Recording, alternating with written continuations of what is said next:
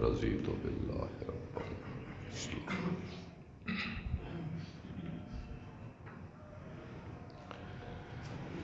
الحمد للہ نحمده ونستعینه ونستغفره ونؤمن به ونتوکل علیہ ونعوذ باللہ من شرور انفسنا ومن سیئات اعمالنا من يهده الله فلا مضل له ومن يضلل فلا هادي له واشهد ان لا اله الا الله واشهد ان محمدا عبده ورسوله. اللهم صل على محمد وعلى آل محمد كما صليت على إبراهيم وعلى آل إبراهيم إنك حميد مجيد. اللهم بارك على محمد وعلى آل محمد كما باركت على إبراهيم وعلى آل إبراهيم إنك حميد مجيد. أما بعد فإن خير الحديث كتاب الله وخير الهدي هدي محمد صلى الله تعالى عليه وآله وسلم وشر الأمور محدثاتها وكل محدثة بدعة وكل بدعة ضلالة وكل ضلالة في النار. أم حسبتم أن تدخلوا الجنة ولما يأتكم مثل الذين خلوا من قبلكم مستهم البأساء والضراء وزلزلوا حتى يقول الرسول والذين آمنوا معه متى نصر الله ألا إن نصر الله قريب. صدق الله العظيم.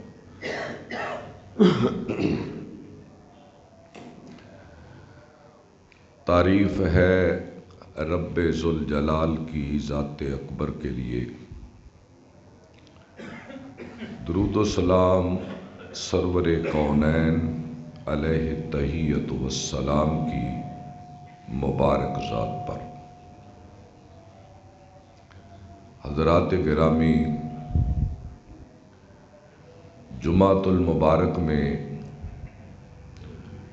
تقریر کا وقت نہایت مختصر ہوتا ہے، تو میری کوشش ہوتی ہے لمبے چوڑے واقعات بیان کرنے کی بجائے کچھ ایسی باتیں کہی جائیں جن کا فائدہ سننے والوں کو اور معاشرے کو ہو. اور جمعے کی اس تقریر کا بنیادی مقصد بھی یہی ہے کہ ہر 7 دن کے بعد آنے والا یہ مبارک دن، اس میں اہل اسلام کو کوئی نہ کوئی پیغام دیا جائے جس سے سننے والوں کے لیے تنبیہ ہو، تاکہ وہ اپنی زندگی کا راستہ متعین کر سکیں اور غفلت سے نکل کر اللہ کی ذات کے بارے میں ہوشیار ہو جائیں، اور وہ وقت جو انسان کے لیے آنے والا ہے اس کی تیاری کے لیے مستعد ہو جائے۔ 3 آدمیوں کا ذکر میں نے پچھلے خطبہ میں کیا تھا کہ جن کو نبی پاک صلی اللہ علیہ وسلم نے شب معراج اللہ کے عذاب میں مبتلا دیکھا تھا، جن میں نماز نہ پڑھنے والا، زکوٰۃ نہ دینے والا اور شراب پینے والا۔ وہاں فہرست تو 8 آدمیوں کی ہے، وقت کے اختصار کی وجہ سے میں اپنی بات کو مکمل نہ کر سکا تھا۔ کوشش ہے کہ باقی وہ 5 آدمی جن کی سزا حضور نبی پاک صلی اللہ علیہ وسلم نے اس سفر میں دیکھی ہیں، ان کا ذکر کر کے اپنے لیے اور اپنے معزز محترم سامعین و مخاطبین کے لیے ان چیزوں کو بیان کروں تاکہ وہ ہمارے لیے سبق آموز ہوں۔ آپ صلی اللہ علیہ وسلم فرماتے ہیں کہ میں تھوڑا سا آگے گیا، میں نے چند عورتوں کو دیکھا کہ جن کو آگ کا لباس پہنایا ہوا تھا اور آتشی کوڑے یعنی آگ کے کوڑے ان پر برسائے جا رہے تھے، اور آگ کے لباس اور اس مار کی وجہ سے ان کی چیخیں نکل رہی تھیں، اور چیخیں اس طرح جس طرح کتا بھونکتا ہے۔ یہ حدیث کے الفاظ ہیں۔ ان کی سزا کیا ہے؟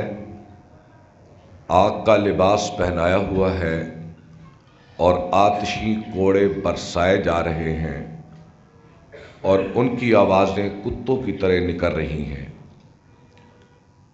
میں نے جبریل سے پوچھا کہ اے جبریل، یہ کون بدبخت عورتیں ہیں جو اس سزا سے دوچار ہیں؟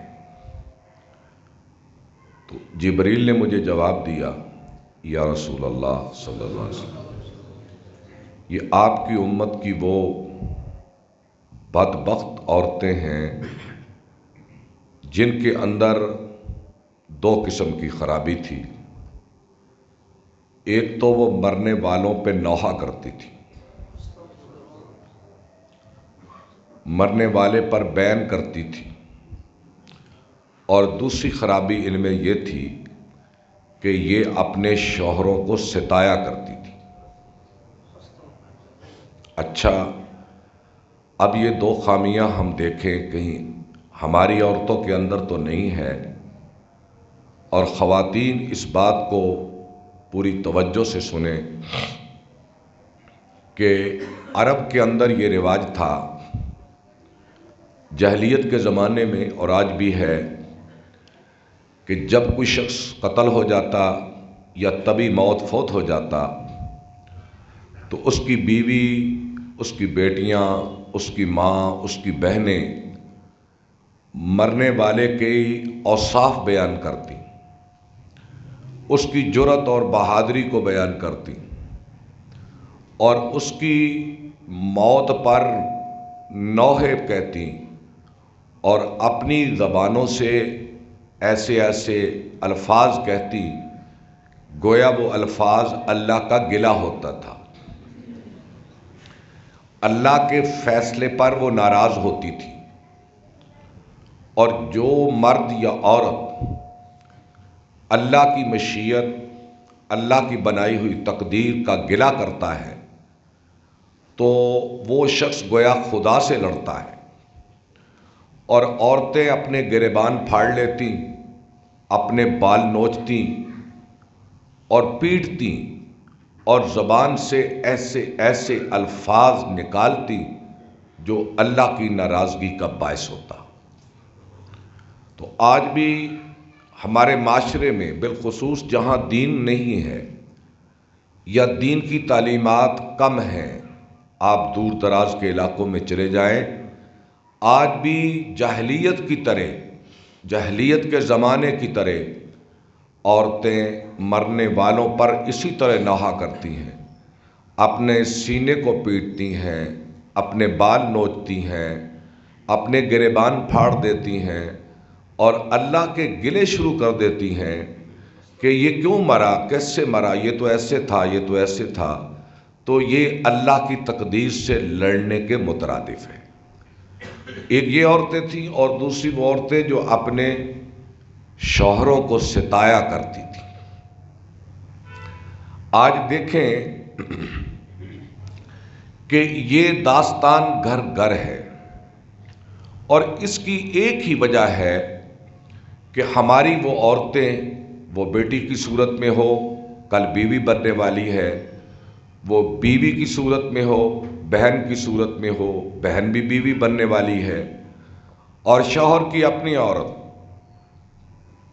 اس کی وجہ یہ ہے کہ ان عورتوں کے پاس دین کی تعلیم نہیں ہے، اور اگر ان کے پاس دین کی تعلیم ہوتی اور وہ شوہر کے ذمہ داریوں کو جانتی ہوتی اور اس کے آداب کو جانتی ہوتی کہ اللہ اور اس کے رسول نے ایک بیوی پر اپنے شوہر کے کون سے حقوق متعین کیے ہیں، تو یہ کبھی نہ ہوتا۔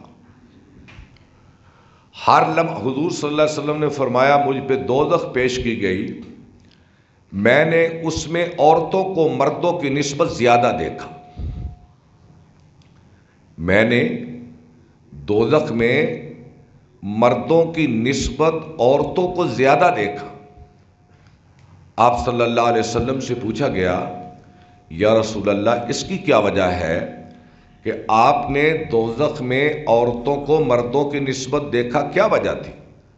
آپ نے فرمایا، اپنے شوہروں کی ناشکری کی وجہ سے۔ آپ دیکھیں، ایک شوہر دن بھر کماتا ہے، رات کو کماتا ہے، دن کو کماتا ہے، مشقت کرتا ہے، مزدوری کرتا ہے، محنت کرتا ہے اپنی بیوی اور بچوں کو پالنے کے لیے، لیکن اس کے باوجود بھی جب گھر آتا ہے تو اس کی بیوی اپنی بیوی سے ایسے ایسے الفاظ سنتا ہے جو اس کے سینے کو چیر کے رکھ دیتے ہیں اور اس بیچارے کی ساری خوشیاں چھین لیتی ہے۔ ہر وقت گھر میں بولنا، ہر وقت شوہر کے گلے کرنا، اپنی بڑائی بیان کرنا، شوہر کو چھوٹا ظاہر کرنا، اپنے خاندان کو بڑا ظاہر کرنا اور شوہر کے خاندان کو چھوٹا کہنا، اور یہ کہنا کہ جب سے میں تیرے گھر میں آئی ہوں میں نے کبھی کوئی بھلائی نہیں دیکھی، میں نے کبھی کوئی خیر نہیں دیکھی۔ تو اس لیے خواتین کے لیے یہ پیغام عام ہونا چاہیے کہ اللہ کی بندیوں، ہر حال میں اپنے شوہروں کے گھر خوش رہو، تمہارا صبر کل قیامت کے دن تمہاری نجات کا باعث بنے گا۔ ان المسلمین والمسلمات والمؤمنین والمؤمنات والقانتین والقانتات اور والصابرین والصابرات والصادقین والصادقات، اللہ نے اہل ایمان کے جو اوصاف بیان کیے ہیں اس میں عورتوں کا یہ کی صفت بیان کی ہے، والصابرین والصابرات، وہ صبر کرنے والی ہیں اور میں ان کے صبر کے بدلے انہیں اپنی جنت عطا کروں گا۔ اگر مالی مشکلات ہے تو اس پہ صبر کرے، یا کوئی اور قسم کی مصیبت ہے تو اس پہ صبر کرے، اپنے شوہر کا دل بڑھائے اور اس کی حوصلہ افزائی کرے، مشکل میں اس کا ساتھ دے، غربت میں اس کا ساتھ دے۔ امارت میں تو ہر عورت اپنے شوہر کا ساتھ دے لیتی ہے، مزہ تو تب ہے کہ گرتے کو تھام لے ساکی، مزہ تو تب ہے مشکل حالات میں، غربت میں، تنگ دستی میں عورت اپنے شوہر کا ساتھ دے، واللہ ایسی عورتیں جو ہر حال میں اپنے شوہر کے فرائض کو اور اس کے حقوق کو ادا کرتی ہے، اس کا ساتھ دیتی ہے، اللہ کی ذات کل قیامت کے دن جنت کا اس کو مہمان ٹھہرائے۔ اور جو عورتیں ہر دمہ اپنے شوہر کو ستاتی ہیں، نافرمانی کرتی ہیں، بات بات پہ ٹوکتی ہیں، بات بات پہ انہیں تنگ کرتی ہیں، تو ان کی سزا اللہ کے نبی صلی اللہ علیہ وسلم نے معراج کی رات یہ دیکھی۔ اور ایمان تو اس چیز کا نام ہے کہ اللہ رسول کی ایک بات سن کر انسان اپنے دل کا رخ موڑ لے۔ آج نہ آیات ہم پہ اثر کرتی ہیں، نہ احادیث ہم پہ اثر کرتی ہیں، نہ تنبیہ ہم پہ اثر کرتی ہے، نہ کوئی وعید ہم پہ اثر کرتی ہے، نہ کوئی خوشخبری ہم پہ اثر کرتی ہے۔ مادی دنیا کی محبت نے ہمارے دلوں کو اس قدر سنگ بنا دیا ہے۔ اور مومن کی صفت تو یہ انما المؤمنون الذین اذا ذکر اللہ وجلت قلوبہم، مومن کی صفت تو یہ ہے جب اس کے پاس اللہ کا ذکر ہوتا ہے۔ اللہ کے ذکر سے مراد یہ سبحان اللہ نہیں ہے، یہاں اللہ کے ذکر سے مراد ہے اللہ کا حکم، اللہ کے عذاب کی وعید، اللہ کی نعمتوں کی خوشخبری، یہ اللہ کا ذکر ہے۔ مومن تو وہ ہیں جب ان کے پاس اللہ کے احکام کا ذکر کیا جاتا ہے، وجلت قلوبہم، ان کے دل ڈرنے لگتے ہیں۔ اور بدبخت وہ شخص ہے جس کے سامنے اللہ رسول کے احکام بیان کیے جائیں اور اس کے کان میں جوں تک نہ رینگے، وہ اپنی ڈگر پہ قائم رہے، اپنی ہرس پہ قائم رہے، اپنی لالچ پہ قائم رہے، اپنی بدعہدی، بددیانتی، خیانت اور اپنے جھوٹ پہ اسی طرح قائم رہے، اپنی تجارت میں، اپنی زراعت میں جو روایتی بددیانتیاں کر رہا ہے اسی پہ قائم رہے، یہ منافق کی علامت۔ اور اللہ اس کے ایمان کو بڑھاتا ہے، زادتہم ایمانا، ان کے ایمان بڑھ جاتے ہیں جب اللہ کا ذکر ان کے پاس ہوتا ہے۔ تو خیر، یہ میرا پیغام خواتین کے لیے ہے کہ اللہ سے ڈر کر ہر حال میں اپنے شوہر کا ساتھ، گلے نہ کرے، شکایتیں نہ کرے، گھر کے نظام کو چلانے کے لیے اس کا ساتھ دے، اور ہر جملہ ہر بول تول کر کہے کہ جس سے اس کے شوہر کا دل نہ دکھے، اس کی حوصلہ افزائی کرے تاکہ وہ محنت اور کرے، کوشش اور کرے، گھر کی غربت کو ختم کرنے کے لیے وہ مختلف طریقے اور کوششیں کرے۔ اور جن گھروں میں شوہر اور بیوی کی لڑائی ہوتی ہے وہاں سے اللہ برکت کو اٹھا لیتا ہے، وہاں اللہ کی رحمتیں نازل نہیں ہوتی، وہاں طرح طرح کے اللہ کے عذاب کی مختلف شکلوں میں وہاں عذاب اترتا ہے۔ یہ الگ میں موضوع بیان کروں گا کہ اس عورت کے کیا حقوق اس شوہر کے ذمے ہیں، وہ ایک الگ موضوع ہے۔ یہاں میں نے چونکہ اس حدیث کا ذکر کیا، پھر آپ فرماتے ہیں، میں تھوڑا سا اور آگے چلا، میں نے دیکھا کہ کچھ لوگ مرتے ہیں پھر زندہ ہوتے ہیں، اور ان کی موت قتل سے ہوتی ہے، بار بار قتل کیے جاتے ہیں، پھر زندہ کیے جاتے ہیں، پھر قتل کیے جاتے ہیں، پھر زندہ کیے جاتے ہیں۔ جبریل نے پوچھا، جبریل سے آپ نے پوچھا یہ کون لوگ ہیں؟ وہ کہنے لگے یا رسول اللہ صلی اللہ علیہ وسلم، یہ آپ کی امت کے والدین کے نافرمان ہیں۔ یہ تفصیل کے ساتھ عنوان آج سے 4 5 6 جمعے پہلے میں نے بیان کیا تھا کہ والدین کی نافرمانی دنیا میں کتنا بڑا گناہ ہے، یہ ایک پورا مضمون میں بیان کر چکا ہوں۔ آپ فرماتے ہیں میں تھوڑا سا اور آگے گیا میں نے دیکھا کہ کچھ لوگوں کو چھریوں سے ذبح کیا جا رہا ہے اور ان کے لہو کی سڑانڈ، بدبو، پورا میدان اس سے متعفن ہو رہا ہے. چھریوں سے ذبح کیا جا رہا ہے اور ان کے گردنوں سے جو لہو نکلتا ہے اس کی بدبو سے پورا ماحول متعفن بدبودار ہو رہا ہے. میں نے پوچھا یا رسول اللہ یہ کون لوگ ہیں؟ آپ نے فرمایا آپ کی امت کے قاتل، قاتل آپ کی امت کے. اچھا یہاں میں ایک بات عرض کروں گا. آج انسانی لہو اتنا ارزاں ہو گیا، اتنا سستا ہو گیا کہ کرائے کے قاتل پیدا ہو گئے. کرائے کے قاتل 10-20 لاکھ آدمی کو پیسے دو، جس کو چاہو قتل کروا لو. ہر معاشرے میں، ہر جگہ پہ، ہر شہر میں، ہر بستی میں لوگ آپ کو ایسے ملیں گے کہ 10-20 لاکھ روپیہ دو اور جس بے گناہ انسان کو قتل کروا لو. حالانکہ موت اللہ نے اپنے ہاتھ میں رکھی ہے اور اس کی قتل کرنے کی، مارنے کی اللہ نے کسی کو اجازت نہیں دی ہے. بلکہ اس جانور کو بھی مارنے سے منع کیا ہے جو شکار کے لیے حلال نہ ہو اور آپ کو تکلیف نہ دیتا ہو. شکار کے لیے حلال نہ ہو اور آپ کو تکلیف نہ دیتا ہو، اس جانور کو بھی مارنے سے منع کیا گیا ہے. اور انسانی لہو اتنا سستا ہو گیا کہ دوست کی وجہ سے آدمی کو قتل کر دیتا ہے. یہ دوستیاں، یہ پتہ چلے گا کہ جس دوست کے لیے کسی دوست نے انسان کو قتل کیا ہے، کل قیامت کے دن اس کا حشر کیا ہونے والا.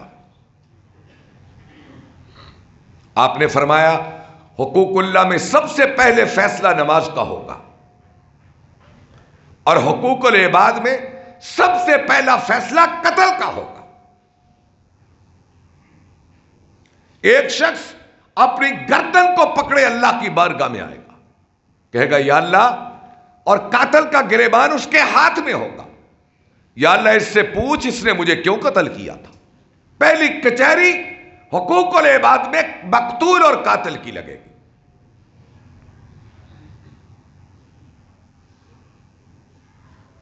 آپ ان گھروں کو دیکھیں جہاں قتل کے واقعات ہیں، نسلوں کی زندگیاں اجڑ جاتی ہیں، بگڑ جاتی ہیں. اور پھر اس معاشرے میں جہاں عدل نہیں ہے، جہاں انصاف نہیں ہے، اور اس میں سب سے بڑا گناہ ریاست کا ہے کہ ریاست اپنی عدلیہ کو آزاد نہیں ہونے دیتی اور عدلیہ چند ٹکوں پہ بک جاتی ہے. اگر پہلا قاتل جس نے قتل کیا ہے اس کو سزائے موت دے دی جائے تو قتل کے راستے نہیں کھلتے. اور ہماری عدالتیں کیسی ہیں؟ مدعی اور ملزم کو ایک جیسی مصیبت ہوتی ہے. مدعی کو بھی وہی مصیبت اور قاتل کو بھی وہی مصیبت. اور جب قاضی جج قاتل کو سزائے موت نہیں دیتا تو پھر مدعی کے وارث ان کا خون جوش مارتا ہے تو دوسرا قتل ہوتا ہے، پھر تیسرا ہوتا ہے، پھر چوتھا ہوتا ہے، پھر چھٹا ہوتا ہے. پھر نسلیں انتقام لینے کے لیے اٹھتی ہیں. آپ دیہاتوں میں چلے جائیں، دشمنیاں، قتل، لڑائیاں، نسلیں تباہ ہو گئی، نسلیں برباد ہو گئی. کوئی بچہ تعلیم حاصل نہ کر سکا. اور اللہ کی کتاب کہتی ہے وَمَن يَقْتُلْ مُؤْمِنًا مُتَعَمِّدًا فَجَزَاؤُهُ جَهَنَّمَ خَالِدًا فِيهَا وَغَضِبَ اللَّهُ وَلَعَنَهُ وَأَعَدَّ لَهُ عَذَابًا عَلِيمًا. ترجمہ سنیں. جو شخص جان بوجھ کر کسی مومن کی جان لیتا ہے اللہ اس کو دوزخ میں ہمیشہ کے لیے پھینک دے گا. وَغَضِبَ اللَّهُ، اور اس پر اللہ کا ہمیشہ غضب اترے گا، وَلَعَنَهُ، اور اللہ کی لعنتیں اتریں گی، وَعَدَّ لَهُ عَذَابًا عَلِيمًا، اور ہمیشہ دردناک عذاب میں سڑتا رہے گا۔ اور بھائیوں، قتل کا تو مشورہ بھی اتنا ہے کہ آپ نے فرمایا ایک مومن کے قتل میں اگر زمین و آسمان والے شامل ہوں تو میں سب کو اٹھا کر دوزخ میں پھینک دوں، زمین والے اور آسمان والے۔ یہ جرم کی نوعیت کو بیان کرنا مقصود ہے، حالانکہ آسمان والے کون قتل کرتے ہیں؟ یہ جرم کی حساسیت کو بیان کیا کہ یہ اتنا حساس جرم ہے کہ اگر زمین والے اور آسمان والے ایک مومن کے قتل میں آنکھ سے، اشارے سے، مشورے سے، دل کی رضا سے، قتل کرنے سے کوئی کسی طرح بھی شامل ہو، میں اس کو دوزخ میں اٹھا دوں۔ قتل کے لیے نہ دل میں خواہش پیدا ہو، نہ آنکھ سے اشارہ کر کے اس کے قتل کی نشاندہی کی جائے، نہ اشارے سے نہ مشورے سے۔ یہ بہت بڑا جرم۔ آپ نے فرمایا میں اور آگے چلا، میں نے دیکھا کچھ لوگوں کی شکلیں خنزیر کی شکلیں بن چکی ہیں، خنزیروں کی شکلیں۔ خنزیر اپنی شکل میں بدصورت ترین جانور ہے، حالانکہ خون خار درندہ، چیر پھاڑ کر دینے والا شیر بھی ہے، چیتا بھی ہے، اور بہت جنگلی جانور ہیں، لیکن اپنی بدصورتی میں، اپنی گندگی میں، آپ اس کو دیکھیں، گندگی میں رہنا پسند کرے گا، گندگی میں خنزیر رہنا پسند کرے گا۔ بدصورت خنزیروں کی شکل ہو چکی ہے اور ان کی زبانیں ان کی پشتوں پہ پڑی ہیں، زبانیں پشتوں پر اور چہرے خنزیر کے۔ پوچھا گیا یہ کون؟ آپ نے فرمایا یہ جھوٹی گواہی دینے والے، جھوٹی گواہی دینے۔ اللہ ان کے چہرے مسخ کر دے گا، اور وہ یہ زبان جس سے جھوٹی گواہی دیتا تھا، اللہ کھینچ کر سر سے اس کی کمر پہ رکھ دے گا۔ یہ جھوٹی گواہی دینے والے ہیں۔ آج دیکھیں جھوٹی گواہی سے ہوتا کیا ہے؟ ایک بے گناہ سولی پہ چڑھ جاتا ہے اور ایک گناہگار دندناتا پھرتا ہے جھوٹی گواہی سے، چونکہ عدالت شہادت کی بنیاد پہ فیصلے کرتی ہے، اور اگر کوئی شخص جھوٹی شہادت دے دے تو ایک قاتل بے گناہ ہو جاتا ہے اور ایک بے گناہ سولی پہ لٹک جاتا ہے۔ اگر کوئی جھوٹی شہادت دے دے تو کسی کا حق، حقدار کا حق اس کے لیے چلا جاتا ہے جس کا حق نہیں ہے۔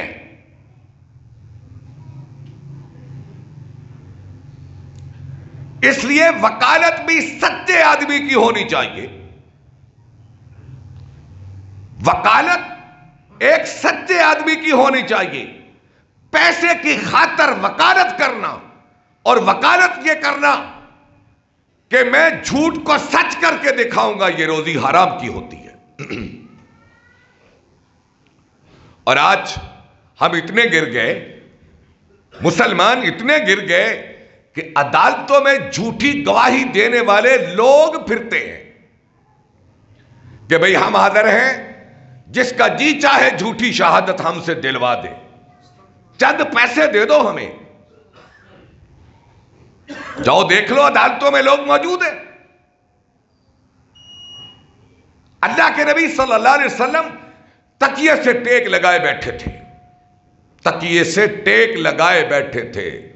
آپ نے فرمایا میرے صحابہ متوجہ ہوں، آج میں آپ کو بڑے بڑے گناہ بتاتا ہوں۔ صحابہ متوجہ ہو گئے۔ آپ نے فرمایا سب سے بڑا گناہ ہے اللہ کے ساتھ کسی کو شریک کرنا، اور دوسرا گناہ ہے بڑا اس کے بعد والدین کی نافرمانی کرنا۔ اور صحابی کہتا ہے آپ ٹیک لگا کے بیٹھے تھے تکیے پر، پھر آپ سیدھے ہو گئے، تکیہ چھوڑ دیا، اور پھر فرمانے لگے لوگوں جھوٹی شہادت، جھوٹی شہادت، جھوٹی شہادت۔ آپ نے 3 بار یہ بات کہی ہے، جھوٹی شہادت اکبر الکبائر، اکبر الکبائر۔ کبیرہ گناہ ہوتا ہے بڑا، اکبر الکبائر بڑوں کا بڑا، شرک، والدین کی نافرمانی اور جھوٹی گواہی۔ جھوٹی گواہی بہت بڑا گناہ ہے، آج ہم اسے سمجھتے کچھ نہیں۔ دوست کو راضی کرنے کے لیے، رشتہ دار کو راضی کرنے کے لیے، کسی کا حق اپنے لیے چھیننے کے لیے آج ہم جھوٹی گواہی کو کوئی بات ہی نہیں سمجھتے۔ پھر آپ نے فرمایا میں نے ایک آدمی کو دیکھا وہ ڈھیر لگائے بیٹھا ہے، ایک بہت بڑا ڈھیر، اور یہ تھے حقوق اس کے جو لوگوں کے اس کے ذمے تھے، ڈھیر لگا کے بیٹھا ہوا ہے اور بھی چیزیں اکٹھی کر کے ڈھیر کو بڑا کر رہا ہے۔ یہ مثال آپ نے بیان دی کہ میری امت کا وہ شخص جس کے ذمے بڑے گناہ ہوں، حقوق ہوں، لوگوں کے چھین چھین کر زمینیں، جائیدادیں، باغ ان کے، کنویں ان کے چھین چھین کے ڈھیر لگایا تھا، چاہیے تو تھا اس کو کہ توبہ کرتا۔ توبہ کرنے کی بجائے وہ گناہوں میں اور آگے جا رہا ہے۔ آپ دیکھ لیں ہمارے معاشرے میں بالعموم کیا ہوتا ہے کہ لوگوں سے فراڈ کر کے، ان سے قرض لے لے کر یا کسی اور بہانے سے دولت لے لے کر پھر بھاگ جاتے ہیں، بیرون ملک بھاگ جاتے ہیں اور یہاں اکڑ جاتے ہیں۔ اچھا بھی جو تم سے ہوتا ہے کر لو، میں تمہارے پیسے تمہیں نہیں دوں گا، اور پھر اس پہ اکتفا نہیں کرتے، اوروں کو لوٹتے ہیں، اوروں کو لوٹتے لوٹتے لوٹتے موت آ جاتی ہے۔ اب بتاؤ جو حقوق اللہ کی اتنی بڑی گٹھری حقوق العباد کی اپنے سر پہ لے کے قبر میں چلا گیا، اس کی ضمانت کون دے سکتا ہے؟ اللہ کے عذاب سے بچنے کی ضمانت کون دے سکتا ہے؟ میرے بھائیوں، جس کے ذمے جس کا کچھ ہے، موت سے پہلے اسے واپس کر کے اللہ سے توبہ کر لو۔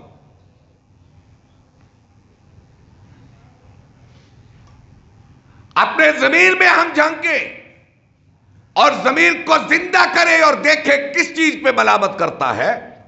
میں نے کہیں بیٹی کا حق، بہن کا حق، دوست کا حق، پڑوسی کا حق، یا میں نے کسی کا قرض تو نہیں دینا، یا میں نے کسی کی زمین تو نہیں چھینی، اپنی طاقت کے بل بوتے پر میں نے کسی کا حق تو نہیں چھینا۔ اگر چھینا ہے تو خود احتسابی کی طرف آئیں، اپنا محاسبہ کریں۔ ضمیر ملامت کرتا ہے تو حقدار تک اس کا حق پہنچا دو، قبل اس کے کہ وہ دن آئے جب درہم بھی کام نہ آئے گا، دینار بھی کام نہ آئے گا۔ کیا تم یہ سمجھتے ہو کہ ہمیں رسول پاک سے بڑی محبت ہے؟ ہم ان کی نعتیں پڑھتے ہیں، ہم ان کا حلیہ بیان کرتے ہیں، اور ہم اللہ کو ایک مانتے ہیں، بڑے توحید پرست ہیں، بڑے موحد ہیں۔ کوئی بات نہیں، جس کا جی چاہے کھا کے چلے جاؤ۔ نہ یہ توحید کا تصور ہے، نہ یہ حب رسالت کا تصور ہے، اور اس نیت پہ مر جاؤ کہ اللہ کے نبی کی شفاعت حاصل ہو جائے گی، وہ قیامت کے دن ہمیں اللہ کے عذاب سے چھڑا لیں گے۔ نہیں بھائیو، اگر تم کسی کا حق مار کے جاؤ گے تو اللہ کے نبی تم سے منہ موڑ لیں گے۔ کسی کو مقام محمود پہ نہیں جانے دیا جائے گا، حوض کوثر پہ نہیں جانے دیا جائے گا، کیونکہ تم اللہ کے بندوں کے حقوق چھین کر آئے ہو، اور میرے نبی کی یہ سنت نہیں تھی۔ اور جن کو اللہ نے کہا تو میرے رسولوں کا سردار ہے، جن کو اللہ نے کہا جب تک میرا نبی جنت میں نہیں جائے گا میں نے نبیوں پہ جنت حرام کر دی. جس کے ہاتھ میں حمد کا جھنڈا ہوگا، جو نبیوں کی سفارش کرے گا، جو نبیوں کا خطیب بنے گا، جس کے برابر بھی دنیا میں کوئی انسان نہیں ہے، جن کے برابر بھی دنیا کا کوئی انسان نبی بھی نہیں ہے، وہ کہہ رہے ہیں دنیا سے رحلت فرمانے کے بعد پہلے دو دن منبر پہ بیٹھے، آپ نے فرمایا بھئی جس کا قرض میرے ذمے ہو وہ لے لے. ایک شخص نے کہا 2 درہم. آپ نے فضل ابن عباس سے کہا کہ اس کے 2 درہم واپس کر دو. پھر آپ نے فرمایا اگر کسی سے مجھ سے زیادتی کی ہو گئی ہو انتقام لے لے. ایک شخص اٹھا، یا رسول اللہ فلاں جنگ میں آپ نے چھڑی میری کمر پہ ماری تھی، میں انتقام لینا چاہتا ہوں. آپ ممبر سے نیچے آ گئے اور آپ نے کمر اس کی طرح موڑ دی، لو بھی میری کمر پہ تم بھی چھڑی مار لو. وہ کہنے لگا یا رسول اللہ میری کمر ننگی تھی. آپ نے کرتا مبارک کو اٹھا دیا، کرتا مبارک کو اٹھا کے اپنی پیٹھ کو ننگا کر دیا اور وہ یہ آگے بڑھا اور پشت مبارک کو چوم کر چمٹ گیا. کہنے لگا یا رسول اللہ یہ حرکت میں نے اس لیے کی ہے کہ آپ کی پشت مبارک سے میرا جسم لگ جائے اور مجھ پہ خدا کی جہنم حرام ہو جائے. اس لیے میرے بھائیوں جس کے ذمے کسی کا ہے دے دو، وہ نہیں مانگتا تب بھی دے دو. اس کی بے بسی اور غربت کے تماشے نہ دیکھو کہ خاموشی آسمان کے سینے چیر دیتی ہے اور مظلوم کی خاموشی سب سے طاقتور دعا ہے. مظلوم کی خاموشی سب سے بڑی طاقتور دعا ہے. اللہ سے دعا ہے اللہ ہمارے اعمال افعال کی اصلاح فرمائے. وآخر دعوانا الحمدللہ.